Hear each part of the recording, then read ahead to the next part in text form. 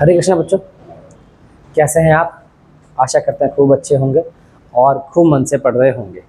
आज बच्चों जो हमें पढ़ना है वो पढ़ना है मगध एम्पायर या मगध महाजनपद, जो सबसे इम्पोर्टेंट है और यहीं से शुरुआत हो जाएगी हमारी जो राजा हैं उनकी। अब इन राजाओं के क्रम में जैसे मैंने आपको पढ़ाया था कि मैं आपको राजनीतिक विस्तार से पढ़ा रहा हूँ, और राजनीतिक विस्तार में हम लोग क्या देखते हैं, हम लोग ये देखते हैं कि जो लोग इस क्षेत्र में रह रहे हैं उनकी जगह कहाँ कहाँ थी। तो राजनीतिक विस्तार में मगध के अंदर हम देखेंगे मगध में कौन कौन से राजा हुए और उन राजाओं का स्थान कहाँ कहाँ तक था। ठीक है, उस राजनीतिक स्थान के बाद मतलब राजनीतिक विस्तार के बाद फिर मैं आपको उसी तरीके से जैसे मैंने बताया था कि आर्थिक विस्तार पढ़ेंगे, सामाजिक विस्तार पढ़ेंगे और सांस्कृतिक विस्तार पढ़ेंगे। तो इस तरीके से हम बात को अपनी आगे बढ़ाएंगे। तो आज हम मगध महाजनपद को स्टार्ट कर रहे हैं। बहुत इंपॉर्टेंट है। जिन बच्चों का रेलवे का पेपर है वो बहुत अच्छे से इसे देखें, इसमें से क्वेश्चन मिल सकते हैं। अगर क्वेश्चन बनाया उसने मगध से तो मिल जाएगा। और साथ में ही मैंने अब जो शाम को आपको वीडियो मिल रही थी ऑब्जेक्टिव वीडियो, वो भी आपको आज से मिलने स्टार्ट हो जाएगी, आज से या कल से मिलने स्टार्ट हो जाएगी। तो अब आपको वीडियो रेगुलर मिलेंगी, है ना। आगे सब राधा रानी के ऊपर है, जैसे कि उनकी कृपा रहेगी वैसे आपको चीज़ें मिलती रहेंगी, है ना। तो हम स्टार्ट करते हैं ज़्यादा बात ना करते हुए अपने मगध एम्पायर को। अब आपको पता होगा कि मैंने 16 महाजनपद बहुत अच्छे ढंग से आपको समझाए थे। उन 16 महाजनपदों की आपको राजधानियाँ बता दी हैं, उन 16 महाजनपदों के आपको स्थान भी मैंने बता दिए हैं। वर्तमान में 16 महाजनपद कहाँ कहाँ पर पड़ते हैं।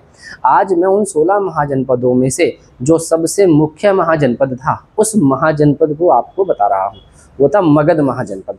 कल मैंने आपको 10 गणतंत्र बताए थे बुद्ध काल के। अब ये देखना, इन 16 महाजनपदों में से जो मगध महाजनपद था वही मैक्सिमम मतलब कि वही बहुत ज़्यादा महत्वपूर्ण बनकर उभरा।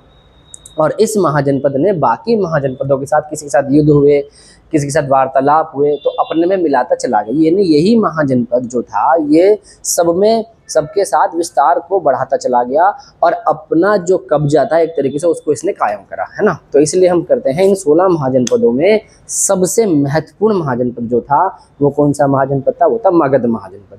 तो मगध महाजनपद जिसे हम पढ़ रहे हैं उस मगध महाजनपद का जो शासक था उस शासक के क्रम को हम आगे बढ़ाएंगे।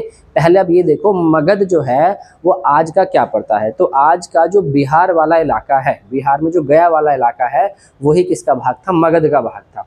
तो मगध की पहले एक बार डायरेक्शन देखो ये वाला कि बंगाल का भी हिस्सा आ रहा है कुछ, है ना, मध्य प्रदेश तक का भी हिस्सा जा रहा है, कुछ उत्तर प्रदेश तक का भी हिस्सा जा रहा है। तो ये सारा का सारा जो है ना इतना बड़ा साम्राज्य था किसका, मगध का। तो ये मगध महाजनपद था। यानी कि आज के मैप के अकॉर्डिंग अगर आप देखो तो उत्तर प्रदेश भी दिखेगा, मध्य प्रदेश भी दिखेगा, बंगाल भी दिखेगा, थोड़ा सा उड़ीसा भी दिखेगा ऊपर से, है ना। तो इन सब चीज़ों को मिला करके क्या बन रहा है, हमारा मगध महाजनपद बन रहा है। ठीक है, तो मगध महाजनपद बन रहा है। तो इस मगध महाजनपद को पुराने समय में मतलब कि आज के जो हमारे आज तो 28 राज्य बन चुके हैं, अलग अलग क्षेत्र हैं। तो पहले प्राचीन समय के अंदर इनको इधर वाले राज्यों को मिला करके क्या बोलते थे, मगध बोलते थे, है ना। तो जो मगध का साम्राज्य पता चला आप लोगों को कि ये मगध है। ठीक, अगर मैं इसको एक मैप के डायग्राम से आपको डिनोट करूँ तो मगध यानी कि उत्तर में जो मगध था, लिखा हुआ है सारी बातें फिर बताऊँगा। पहले इस वाले डायग्राम को आप ये देख लें कि ये हमारा क्या है, मगध है। यानी कि जो मगध साम्राज्य था, जो मगध महाजनपद था वो इतने इलाके में फैला हुआ था। ठीक है, इतने इलाके में फैला हुआ था। अब आप देखें इसे, तो हम स्टार्ट करें इसकी स्थिति के साथ। इसकी स्थिति के साथ अगर आप स्टार्ट करेंगे इसको, तो पहले एक काम करो, इसकी ना स्थिति को ही देखो, उसके बाद मैं इनकी चीज़ें पढ़ाऊंगा। पहले पता चल जाए आपको ढंग से कि भाई मगध है ये किस किस सीमा को टच करता था और किस किस सीमा से लगता था। ठीक है, तो मैं एक हल्का सा मैप ड्रॉ कर रहा हूँ यहाँ पे, या यहीं पे देख लो, इसी में देख लो। ये जो मगध है इसकी सीमा उत्तर में, यानी कि उत्तर में अगर हम देखें तो ये गंगा नदी से लगती थी। क्या ये दिख रहा है मैप, मतलब ये कलर दिख रहा है या दूसरा कलर ले लें, ये ले लेते हैं, चलो इसे हटा देते हैं। ये जो मगध था यानी जो मगध महाजनपद था इसकी सीमा उत्तर में गंगा नदी से लग रही थी। यानी कि जो गंगा है वहाँ तक का पोर्शन मगध ने टच कर रखा था उत्तर में। अगर दक्षिण में देखें, साउथ में देखें, तो विंध्याचल को टच करता था ये, किसको? विंध्याचल रेंज को, जो विंध्याचल पर्वत श्रेणी है उसको टच करता था। अभी मैं ये बता दूंगा कि विंध्याचल पर्वत श्रेणी कहाँ से कहाँ तक फैली हुई थी। तो दक्षिण में ये विंध्याचल को टच करता था, उत्तर में गंगा रिवर को टच करता था, और दक्षिण में मगध साम्राज्य किसको टच करता था? विंध्याचल को टच करता था। उसके साथ में पूर्व में देखें इधर, तो ये चंपा तक को टच करता था। किसको? चंपा को, है ना, किसको टच करता था? चंपा। और चंपा किसकी राजधानी थी? अंग की। अंग की राजधानी चंपा थी, मैंने पहले आपको बता दिया था, ठीक है। उसके बाद अगर हम इसको इधर की तरफ देखें, पश्चिम की तरफ देखें, तो पश्चिम में ये सोन नदी तक फैला हुआ था। यानी कि यहाँ पर अगर आप इधर की तरफ देखें इसे, तो ये सोन नदी तक फैला हुआ था। पश्चिम में कहाँ तक फैला हुआ था? सोन नदी तक। तो इस तरीके से देखना बोले, इस तरीके से ये जो पूरा एम्पायर था ये ऐसे फैला हुआ था कि ऊपर में देखें इसे तो गंगा नदी को टच कर रहा था। अगर पश्चिम में देखें तो चंपा के आसपास तक का इलाका इसका था मगध का। अगर पूर्व में देखें तो सोन नदी के आसपास तक का था, और दक्षिण में देखें तो विंध्याचल के आसपास का इलाका इसका था मगध का। इस पूरे में मगध फैला हुआ था, ठीक है। अब अगर मैं गंगा, सोन, विंध्याचल और चंपा ये सब आपको बता दूं तो आपको ये समझ में आ जाएगा कि मगध किस क्षेत्र में फैला हुआ था। भाई राजनीतिक विस्तार में पहले यही तो देखोगे कि मगध कहाँ से कहाँ तक फैला हुआ है। अगर आपको ये पता चल जाएगा मगध कहाँ से कहाँ तक फैला हुआ है, तभी तो आपको ये अच्छा लगेगा कि मगध के ये राजा थे, और मगध के इन राजाओं ने अपने इस साम्राज्य के साथ कहाँ कहाँ तक की चीज़ों को विस्तार कर लिया। कि जैसे कि अब सोचो, आपको पता भाई यहाँ तक सोन नदी तक था, इससे आगे अगर बढ़ेगा राजस्थान या गुजरात तक जाएगा तो ठीक है भाई, मगध यहाँ तक तो था, गुजरात राजस्थान तक इसने और कवर कर लिया। मतलब एग्जांपल देके समझा रहा हूँ। कहने का मतलब ये है कि पहले इसका इलाका कवर कर लेंगे तो हमें ये समझ में आएगा कि भाई इस क्षेत्र में ये था, उसके बाद जो इसने विस्तार किया है वो इसने एक्स्ट्रा चीज़ों को अपने में मिलाया है, ठीक है। तो मगध में उत्तर में देखें गंगा नदी, पश्चिम में देखें चंपा, दक्षिण में देखें तो विंध्याचल, सॉरी पूर्व में देखें चंपा, पश्चिम में विंध्याचल और दक्षिण में सोन। अब मैं सोन के बारे में बताता हूँ, गंगा के, विंध्याचल के और चंपा के, इन सब के बारे में मैं आपको अभी आगे पढ़ाता हूँ, तो फिर आपको पता चलेगा यहाँ तक का इसका इलाका था, ठीक है। इसको भी आप देख लेते हैं। ये वाला स्लाइड अगर लेते हैं तो यहाँ देखो, इसमें आपको और क्लियर हो जाएगा मगध का।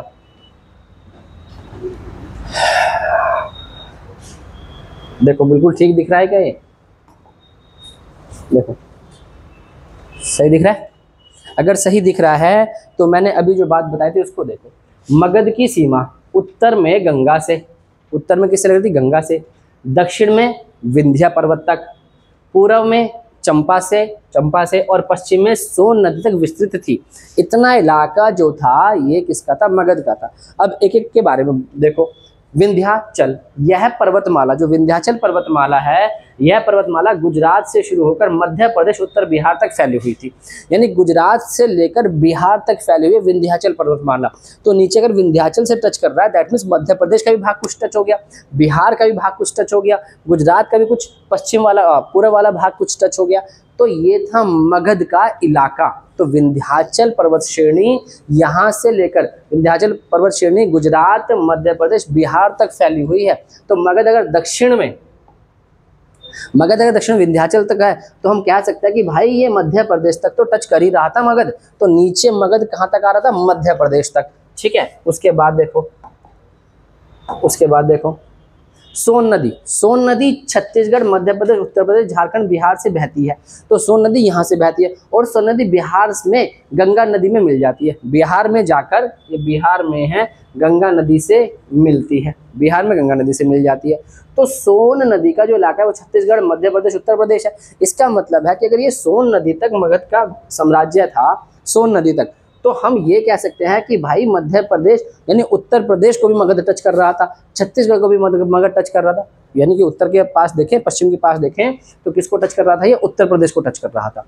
कि जब सोन नदी उत्तर प्रदेश में बहती है तो फिर सोन नदी को अगर ये टच कर रहा है, इसका मतलब है उत्तर प्रदेश को भी भाग टच कर रहा था। तो मगध जो है वो उत्तर प्रदेश का भी भाग हमारा टच कर रहा था। दक्षिण से हमने देख लिया मध्य प्रदेश, छत्तीसगढ़ हो गया, और यहाँ क्या हो गया? सोन नदी हो गया। मतलब सोन नदी हो गया तो उत्तर प्रदेश को भी टच कर गया। तो अब आपके समझ में आया कि भाई जो मगध था वो मगध उत्तर प्रदेश को भी टच कर रहा है, मगध मध्य प्रदेश, छत्तीसगढ़, पहले तो छत्तीसगढ़ मध्य प्रदेश का ही भाग था, तो सन 2000 में ही तो छत्तीसगढ़ मध्य प्रदेश से कटा है। ये मैंने आपको एक क्लास में पढ़ा रखा है। ठीक है, नहीं पढ़ाया तो कोई बात नहीं, मैं पढ़ा भी दूंगा। तो आप ये समझो कि भाई पहले तो हमें ये पता होना चाहिए कि जो पश्चिम में मगध है वो उत्तर प्रदेश तक हो गया, ठीक है, दक्षिण में किस तक, मध्य प्रदेश तक हो गया, ठीक है। अब हम देख लेते हैं गंगा, गंगा वाला भाग तो हमें पता ही है ना, ऊपरी गंगा का मैदान मैंने बता भी रखा है, यानी कि जहाँ पर आपका इलाहाबाद वाला भाग पड़ता है, ऊपरी गंगा दोआब वाला, तो वहाँ तक भी ये टच हो गया, उत्तर प्रदेश का ही भाग हो गया, मतलब उत्तर प्रदेश के भाग मान ले ये वाला, ठीक है। उसके बाद में इधर देखो, अंग की राजधानी चंपा, अंग की राजधानी क्या है, चंपा, तो ये पूर्व में चंपा तक था, तो अंग की राजधानी चंपा, और आज का भागलपुर और मुंगेर का क्षेत्र वही चंपा वाला था। आज का जो भागलपुर और मुंगेर पड़ता है ये बिहार में है, तो बिहार के अंदर भी मगध फैला हुआ था, यानी कि कंप्लीट तो लगभग बिहार हो गया, उत्तर प्रदेश हो गया, आप लोगों का मध्य प्रदेश हो गया। तो इन सब को मिलाकर देखें तो मध्य प्रदेश, उत्तर प्रदेश, बिहार, इनको मिला करके मगध एक टच करता था अपनी बाउंड्री को। समझ में आया, क्लियर हुआ? ये था मगध का एम्पायर पूरा का पूरा, क्लियर है ना। तो ये सब हमारा क्या था, मगध था, ये मगध का एम्पायर था। तो ये हुआ मगध महाजनपद। अब आपको समझ में आ गया भाई मगध यहाँ तक फैला हुआ था। अब हम पढ़ते हैं मगध की स्टार्टिंग को, ठीक है। अब इसे पढ़ने में समझ में आना चाहिए कि जब हमने इसकी स्टार्टिंग ये देख लिया कि मगध है कहाँ, राजनीतिक विस्तार हम देख रहे हैं और हमें पता चाहिए मगध है कहाँ, तो अब हमें ये देखना चाहिए कि मगध की स्टार्टिंग कैसे होती है। तो यहाँ देखो, मगध प्राचीन भारत के 16 महाजनपदों में से एक था। अब ये 16 महाजनपद की राजधानी आपको याद होनी चाहिए, मैंने सीक्वेंस के साथ पढ़ाया था कि पहले इन्हें अल्फाबेटिकल क्रम में लगा लो, ऐसे मैंने आपको याद करवाया था। तो मगध प्राचीन भारत के 16 महाजनपदों में से एक महाजनपद था, ठीक है। यह बुद्ध काल में भारत का सबसे शक्तिशाली और समृद्ध जनपद था। यानी महाजनपद काल बोले या बुद्ध काल बोले एक ही बात होती है। तो बुद्ध काल का सबसे शक्तिशाली और समृद्ध जो जनपद था वो मगध महाजनपद था, इसको ध्यान रखना है। 16 महाजनपदों में से एक था और बुद्ध काल का सबसे शक्तिशाली महाजनपद था, बहुत स्ट्रांग था। धीरे धीरे इनके राजाओं की बात बताऊंगा तो पता चलेगा। मगध की स्थिति मूलतः दक्षिण में पड़ती थी, मूलतः कहाँ पड़ता था, दक्षिण में पड़ता था। अब का गया, पटना मगध में ही शामिल थे। आज का जो गया और पटना है वो मगध के ही भाग थे, ठीक है, मगध के ही भाग थे। मगध की राजधानी गिरिब्राज थी और बाद में राजगृह बन गई। इस राजधानी को आगे पढ़ाऊंगा, लेकिन अगर पेपर में पूछते हैं मगध की राजधानी तो गिरिब्राज या बाद में राजगृह राजधानी आती है, तो राजधानी आप बता देंगे। अब भगवान बुद्ध, इस वाले पॉइंट को छोड़ेंगे, अभी इसको नहीं पढ़ेंगे, इसको बाद में देखेंगे, ठीक है। इतना पॉइंट पता चला, ये वाला मैंने पढ़ा दिया आप लोगों को, इसका इलाका। ये वाला देखते हैं, यहां तक की बात समझ में आ गई। अब तुम्हें मगध का क्षेत्र पता चल गया, कहां तक का था, इसकी राजधानी पता चल गई, बाद में क्या राजधानी वो पता चल गई, ठीक है। अब हम देखते हैं इसके आगे की बात को। ये पहले देखो, ठीक दिख रहा है, सही है। ये मैंने आप लोगों को पढ़ा दिया, ये वाला समझा दिया। इसका स्क्रीनशॉट ले लेना आप लोग, इसका भी ले लो, इसका भी ले लो, इस पॉइंट को छोड़ देना, इसको बाद में पढ़ाऊंगा। भगवान बुद्ध से पहले मगध के सबसे प्राचीन वंश का संस्थापक भद्रथ था, इसको छोड़ देंगे, राजाओं में पढ़ाऊंगा इसको, ठीक है। इसका ले लेंगे,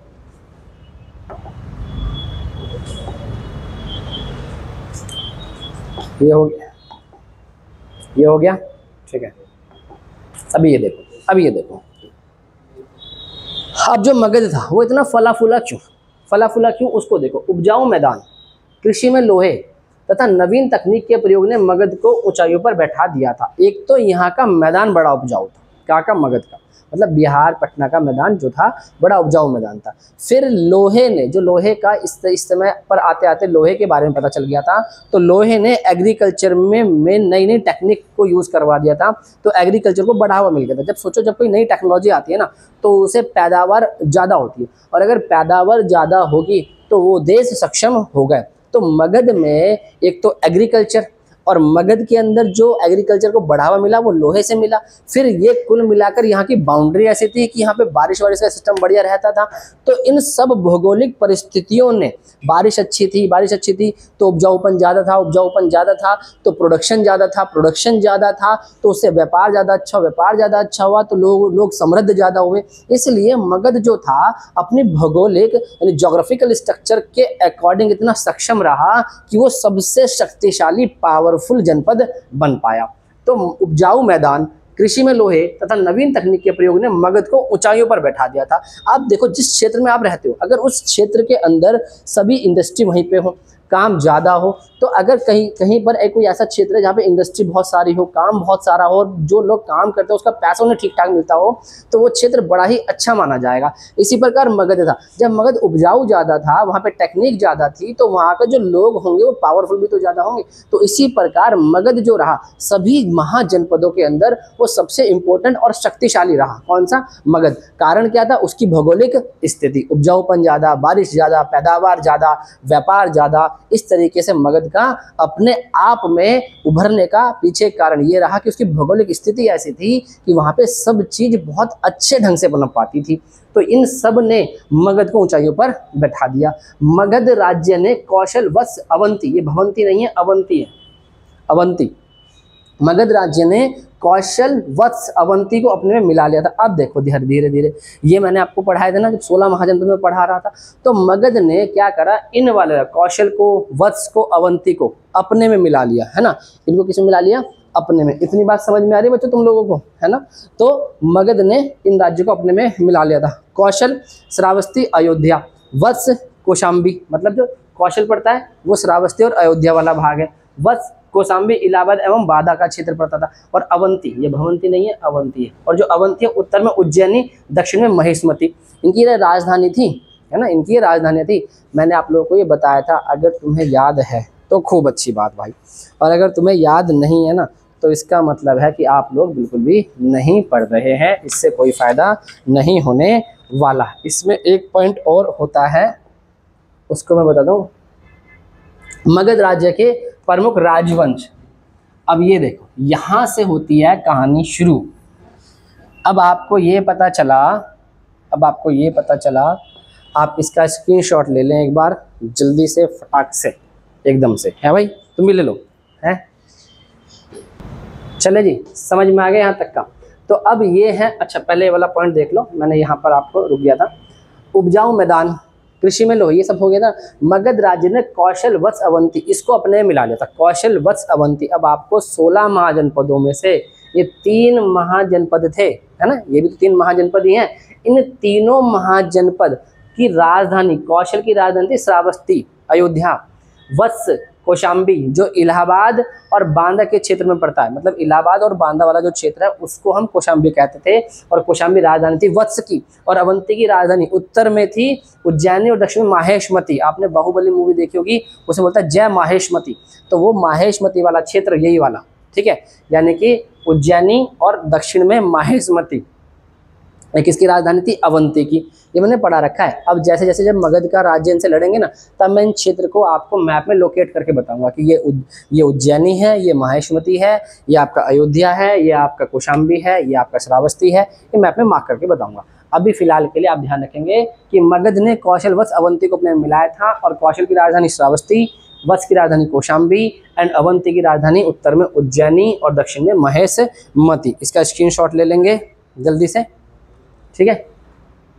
अब आगे आ जाओ, यहाँ पर हो गया मगध का पूरा कामकाज कि मगध कहाँ से कहाँ तक फैला हुआ था। 16 महाजनपदों में से एक था, किस किस को अपने में मिलाया था। अब मिलाया कैसे था, कैसे युद्ध करे थे, तो राजा करेंगे। तो अब हम आते हैं मगध में कौन कौन से राजा हुए। तो मगध राज्य के प्रमुख वंश, एक था हर्यक वंश, ठीक है। इस हर्यक वंश के जो राजा थे वो थे बिंबिसार, अजातशत्रु, उदयन और नाग दशक, ठीक है। बिंबिसार, अजातशत्रु, उदयन और नाग दशक। तो अब मैं मगध में पहले आपको हर्यक वंश ही बताऊंगा, फिर शिशुनाग वंश बताऊंगा, फिर उसके बाद के जो वंश है उन्हें पढ़ाऊंगा। यहाँ मैंने अभी 2 ही मेंशन करे हैं, अभी आप इन 2 को पहले पढ़ेंगे, अब उन 2 के बाद फिर आगे चलेंगे। तो हर्यक वंश में अब मैं आपको बिंबिसार पढ़ाऊंगा, फिर अजातशत्रु, फिर उदयन, फिर नाग दशक। शिशुनाग वंश में शिशुनाग पढ़ाऊंगा, फिर कालाशोक पढ़ाऊंगा। इस तरीके से इसके वंश चलेंगे, और इसी तरीके से अब आपको पता चलेगा कि कैसे मौर्य साम्राज्य आगे आएगा। तो अब हम अपने मगध पे आ चुके हैं। मगध के बाद डायरेक्ट एंट्री करेंगे मौर्य पे, मौर्य के बाद एंट्री करेंगे मौर्योत्तर पे। समझ में आ रहा है। तो मगध महाजनपद के जो आपको वंश देखने, आप देखने हर्यक वंश से चलेंगे। पहला वंश कौन सा है? हर्यक वंश। तो आपसे पूछा जाता है हर्यक वंश के राजाओं का क्रम बताओ, तो ये राजाओं का क्रम ही है बिंबिसार, अजातशत्रु, उदयन है, नाग दशक। समझ में आया। चलो मिलते हैं आपको नेक्स्ट क्लास के साथ कल दोबारा से, है ना, इसी क्रम को आगे बढ़ाते हुए और आपके स्टैटिक जीएस के साथ में। बाकी आप खूब अच्छे से पढ़ें, मन लगाकर पढ़ें। जो एनटीपीसी का पेपर आ रहा है उसके लिए मैं आज कुछ आर्टिकल्स डालूंगा, उन आर्टिकल्स को देखना, कुछ करंट की चीज़ें बताऊंगा उनको देखना। तो ये सारी चीज़ें आप लोग वहाँ पे देखना, तो वहाँ से आपको उस पेपर में बड़ा बेनिफिट मिलेगा। ठीक है, चलो मिलते हैं। हरे कृष्णा, धन्यवाद।